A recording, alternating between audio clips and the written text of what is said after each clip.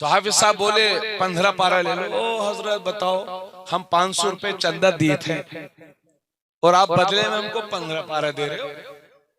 तो अगर पढ़े हुए नहीं है तो कारी साहब कहां से लाके दें? कोई फैक्ट्री और चीनी मिल थोड़ी है ये।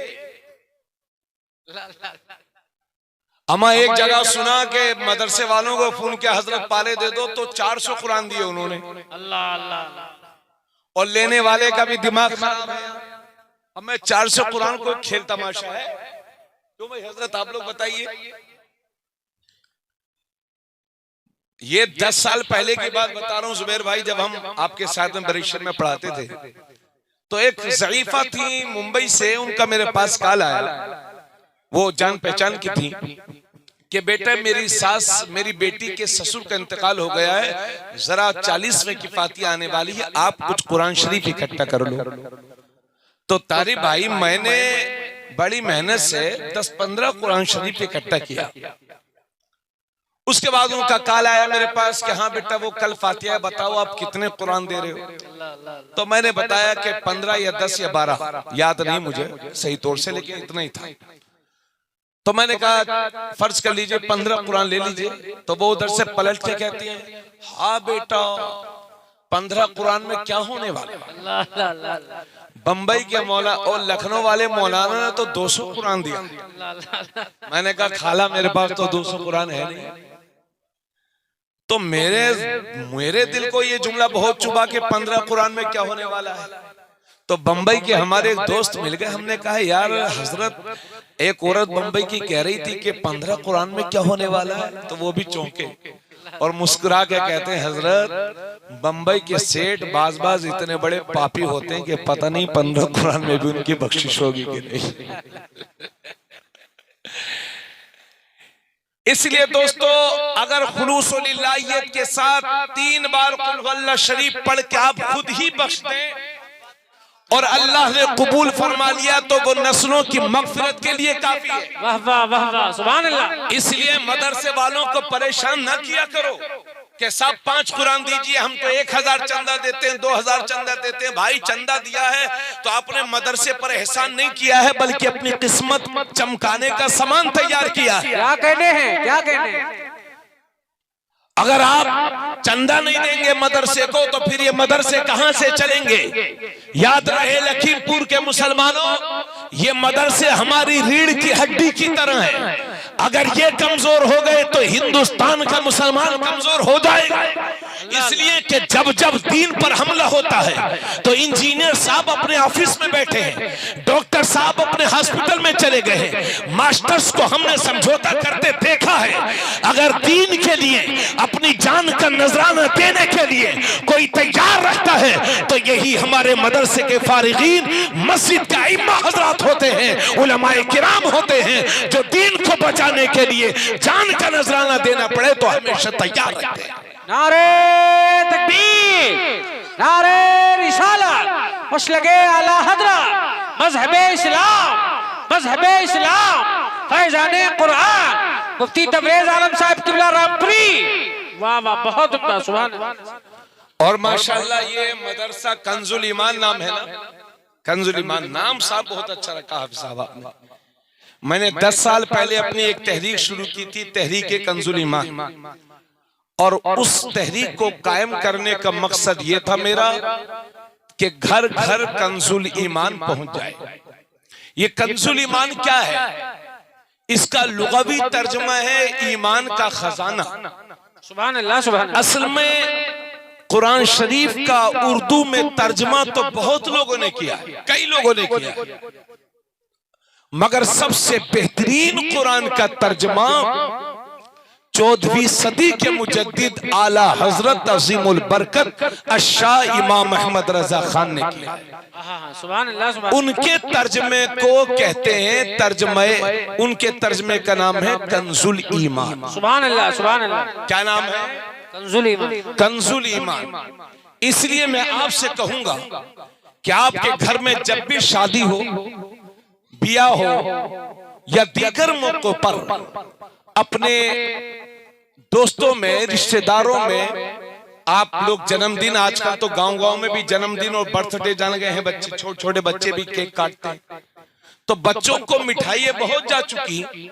आप किसी बच्चे के जन्मदिन या बर्थडे पर जा रहे हैं या उसकी पैदाइश की खुशी के मौके पर शरीक हो रहे हैं, तो बच्चे को मिठाई का डिब्बा न दे करके तोहफे में कुरान शरीफ उर्दू तर्जमा जिसका नाम कंजुल ईमान है वो दिया करो। सुभान अल्लाह। और एक बुखारी शरीफ की हदीस है, कुरान के बाद जिस किताब का सबसे बड़ा मकाम है वो है बुखारी शरीफ। उसी बुखारी की हदीस है, नबी फरमाते हैं खैरुकुम मन तअल्लमल कुरान व अल्लमा।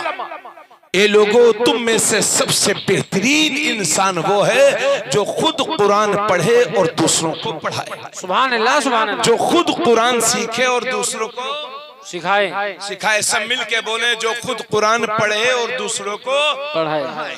जो खुद कुरान सीखे और दूसरों को सिखाए। नबी फरमाते हैं वो इंसान दुनिया का सबसे बेहतरीन इंसान है। वाह वाह वाह, बहुत उम्दा। सुभान अल्लाह। और ये तिरमिजी शरीफ में है, आका करीम सल्लल्लाहु अलैहि वसल्लम ने जंगे उहुद के मौके पर जब गालिबन 70 मुसलमान शहीद हुए थे, अल्लाह के नबी ने फरमाया कब्रें खोदो और गहरी खोदो और एक एक कफन में 2-2 सहाबा को जमा फरमा के दफन फरमाया।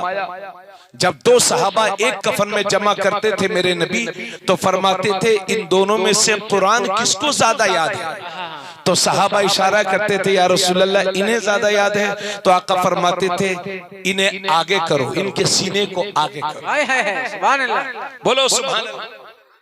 ये जंग उहुद का वाक़या है जी। अल्लाह के नबी ने एक एक कफन में 2-2 सहाबा को शहीद दफन करवाया और सामने उसे रखा जो कुरान का हाफिज ज्यादा था, जिसे कुरान ज्यादा याद था। सुभान अल्लाह, सुभान अल्लाह। अब यहाँ इतने लोग बैठे हुए हैं, आप लोगों ने लाखों लाखों रुपए की जमीन खरीदी होगी, हजारों लाखों रुपयों के आपने मकान बनाए होंगे, मगर बिनौर और अतराफ के सुन्नी मुसलमानों में आपसे पूछना चाहता हूं कि आज तक आपने कुरान के लिए क्या किया? इसलिए एक मशवरा दे रहा हूं, आप बरेली शरीफ, मारहरा शरीफ जाती रहते हैं, उर्स में जाते कि नहीं? तो क्या लाते हैं उधर से? बधाइयों का पेड़ा, इलायची दाने और जो मिठाई होती है, क्या क्या बताओ। अरे पेड़े और इलायची दाने बहुत बांट चुके। 500 रुपये का हदिया कंजुल ईमान का हो जाता है। सुभान अल्लाह। 5000 रुपया आपका खर्च होगा। 10 कंजुल ईमान, 10 कुरान शरीफ के नुस्खे आप लेकर के आए और आपके रिश्तेदारों में, मोहल्ले में, गरीबों में, अमीरों में, चाहे जहां भी शादी हो, खुशी के मौके पर आप एक कंजुल ईमान ले जाएं और कहें ये हमारी बेटी के लिए हमारी तरफ से तोहफा कबूल फरमाए। क्या कहने। मुझे लगता है कि 10 कुरान आपकी तरफ से 10 घरों में पहुंच जाएंगे। सुभान अल्लाह। हम लोग तो कब्र में चले जाएंगे, लेकिन जब तक उस कुरान की तिलावत होती रहेगी, अल्लाह उसका सवाब हमारी रूहों को अता फरमाता रहेगा। वाह वाह, बहुत उम्दा। सुभान अल्लाह। हाँ, अभी तो सऊदी अरबिया लोग जाते हैं हज करने, तो वहां वहाबियों के तर्ज में बैठते हैं और बहुत सारे लोग लेके आते हैं कि साहब ये अरब से लाए हैं, मक्का शरीफ से, मदीना शरीफ से लाए हैं। हमें गुस्ताखे रसूल का तर्जमा चाहे मक्के से किया गया हो या मदीने से, वो कबूल नहीं है। हक है। समझ गए मेरी बात? इसलिए कंजुल ईमान अपने घरों में ला करके रखें, खुद भी पढ़ें, अपने बच्चों को पढ़ाएं। और ये मत सोचिएगा कि पढ़ने वाला कोई नहीं है तो लाके करेंगे क्या। अरे आप ला करके रखिए तो अल्लाह उसकी बरकत से इंशाअल्लाह उसी घर में पढ़ने वाले भी पैदा फरमा देगा। बहुत उम्दा, बहुत उम्दा। सुभान अल्लाह। घर घर कंजुल ईमान पहुंचाओ। और अपने उलमा से भी कहूंगा कि 5-10 नुस्खे कम से कम अपने पास रख लो। सभी लोग ला करके आपके रिश्तेदारों में कहीं भी शादी ब्याह हो तो एक कंजुल ईमान, इस वजह से 10 कंजुल ईमान, 15-20 जिसकी जैसी हैसियत हो, करेंगे इंशाअल्लाह इस काम को इंशाअल्लाह। अरे भाई बात समझ में आ रही है कि नहीं आप लोगों के? तो इस काम को करिए, आप अपने घरों में कंजुल ईमान लेकर के आइए। और ये हुफ़ाज़े कुरान 8 हुफ़ाज़े कुरान है। सुभान अल्लाह। नबी करीम सल्लल्लाहु अलैहि वसल्लम ने फरमाया, जिसके रावी हजरत मुआज़ जुहनी है, नबी करीम सल्लल्लाहु अलैहि वसल्लम फरमाते हैं, मन क़रा अल कुरान व अमिला बिमा फीह उल्बिस वालिदाहु ताजन यौमल क़ियामह ज़ौउहु अहसनु मिन ज़ौइ शम्स फी बुयूति दुनिया लौ कानत फीकुम फमा ज़न्नुकुम बिहाज़ा लज़ी अमिला बिहाज़ा। नबी करीम सल्लल्लाहु अलैहि वसल्लम फरमाते हैं, जिसने कुरान पढ़ा और कुरान पढ़ कर के उस पर अमल भी किया। ये अरे बैठो यार थोड़ी देर, आप तो शराफत का ऐसा फायदा उठा रहे हो। मैं सोच रहा था धीरे धीरे बोलो तो सुनने कहां तैयार है। अल्लाह अल्लाह। बैठो बैठो आराम से थोड़ी देर। शैतान आपको बहका के लेके जाएगा कि चलो, लेकिन शैतान को लात मारने की आदत डालिए, आदत डाल लीजिए शैतान को लात मारने की, क्या बात, वरना जकड़ लिए जाओगे, उठा के ले जाएगा। तवज्जो चाहूंगा, इनके माँ बाप सुने, बच्चों के माँ बाप, और यहां में जितने लोग बैठे हैं सबसे कहूंगा कि एक खानदान में कम से कम एक हाफिज कुरान तो जरूर होना चाहिए। एक आलिम दीन या एक हाफिज कुरान हर खानदान में जरूर होना चाहिए। इस बात का मिशन छेड़ दो और यहां से उठो तो नियत करके उठो, सुभान अल्लाह, कि अगर अल्लाह ने 3-4 बेटे दिए हैं तो कम से कम एक बेटे को आलिम दीन या हाफिज कुरान जरूर बनाए। सुभान अल्लाह, सुभान अल्लाह। नबी करीम सल्लल्लाहु अलैहि वसल्लम ने फरमाया कि जिसने कुरान पढ़ा और उस पर अमल भी किया, ये बेअमल हाफिज कुरान की बात नहीं है। बहुत सारे लोग जब तक इमामत करते हैं तब तक तो उनकी एक नमाज नहीं छूटती, अल्लाह अल्लाह अल्लाह, और जैसे ही इमामत खत्म तो नमाज की भी छुट्टी। अमे ये कोई गवर्नमेंटी नौकरी थोड़ी है, ऐसे इमाम के पीछे नमाज नहीं होती जो इमामत छूटने के बाद नमाज तर्क करता है। ये कोई कारोबार नहीं है, इस्लामी बहुत बड़ी जिम्मेदारी है, इसको खुलूस लिल्लाहियत के साथ किया जाए। तो नबी करीम सल्लल्लाहु अलैहि वसल्लम ने फरमाया, जिसने कुरान पढ़ा और कुरान पढ़ करके उस पर अमल भी किया तो क़यामत के दिन उसके माँ बाप को ऐसा ताज पहनाया जाएगा जिसकी रोशनी दुनिया के सूरज की रोशनी से भी ज्यादा होगी। वाह वाह वाह वाह वाह वाह, सुभान अल्लाह। नबी फरमाते हैं कि सूरज को अपने घरों में फर्ज कर लो। जैसे ये शामियाना लगा है, आप बताइए कि सूरज इतना करीब आ जाए तो उसकी कितनी रोशनी होगी।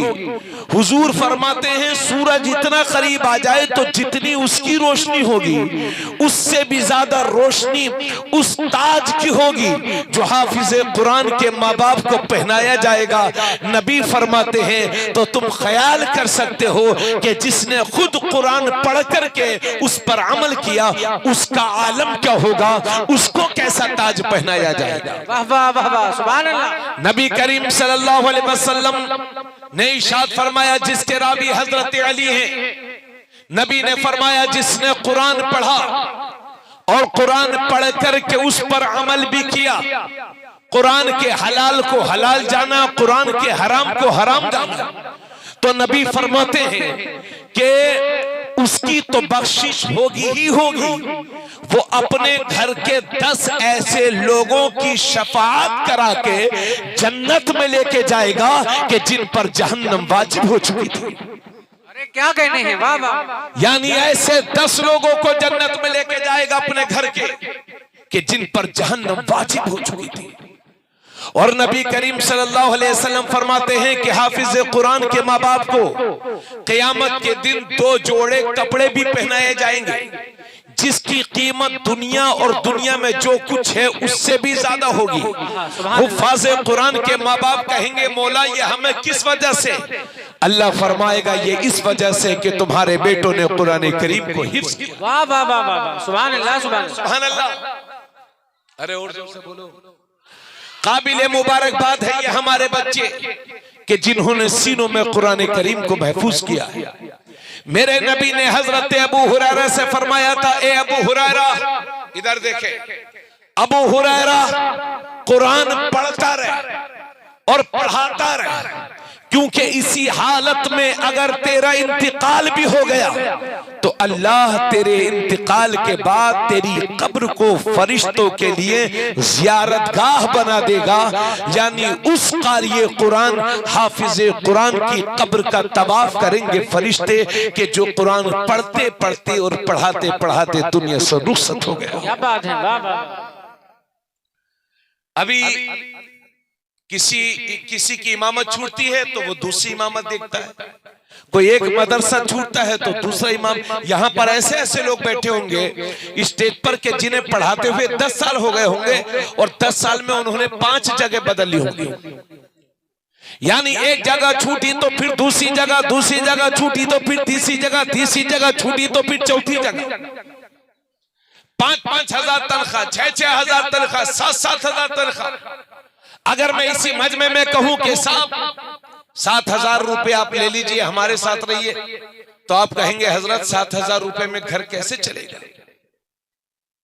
जी पूछिए इन कुरान के खादिमों से कि किस तरह से मुसीबतें बर्दाश्त करके दीन की खिदमत कर रहे हैं। अभी इसी लखीमपुर की बात कर रहा हूं मैं। एक दिन में इसी इलाके में कहीं प्रोग्राम में आ रहा था, मैं नाम नहीं बताऊंगा, ना उनका हाफिज साहब का ना उस जगह का। एक हाफिज साहब मेरे साथ बैठे तो मैंने उनसे कहा कि आप इमामत करते हैं? बोले हाँ हजरत इमामत करते हैं। हमने कहा कितनी तनख्वाह मिलती है आपको? तो शर्म की वजह से उन्होंने बताया नहीं, बल्कि बात को इधर से उधर घुमा दिया। फिर मैंने कहा अरे हजरत कितनी तनख्वाह मिलती है आपको? फिर बात उन्होंने इधर उधर छेड़ दी। तीसरी बार मैंने उनसे कहा बहुत देर के बाद कि हजरत आप शर्माइए मत, मैं जानता हूं, सिर्फ मैंने ये पूछा है कि आप की कितनी तनख्वाह ताकि मुझे दिली इत्मीनान हो जाए। तो कहने लगे हजरत 3,000 रुपए मेरी तनख्वाह है। और घर से 30 किलोमीटर रहते हैं वो नौजवान। अब बताइए कि 3,000 रुपए में आपका हमारा किसी का घर चलेगा? बोलो। ये लोग कुरान के जितने खादिम हैं, अभी कारी ताज मोहम्मद साहब हजरत आपका अपना मदरसा है, इनका अपना मदरसा है। बहुत सारे लोग मदरसा बनाते हैं, मैं खुद भी मूड में हूं कि चलो एक मदरसा बनाऊंगा। तो अक्सर कमेटी वालों के जुल्म से आजिज होकर के उलमा कुर्रा ये कदम उठाते हैं कि तन्हा मदरसा चलाएं, क्योंकि उसका फायदा ये होता है कि कोई डिस्टर्ब करने वाला, बेइज्जती करने वाला नहीं होता। इन्होंने मदरसा तो इनका है, लेकिन ये जो 8 बच्चे फारिग हो रहे हैं कि ये भी इनके हैं? बोलो। ये तो कौम के बच्चे हैं ना, आपके हमारे बच्चे हैं ना। इसलिए इन मदरसों को बेगाना ना समझो। कारी ताज का बाद में है, रसूलुल्लाह का पहले है। ये मदरसे रीढ़ की हड्डी की तरह हैं हमारी, अगर ये मजबूत होंगे तो आप मजबूत होंगे। इसलिए आप मदरसे में बहुत सारे लोग, अमीर लोग, करोड़पति लोग, कारी साहब आप तो मदरसा चलाते हैं।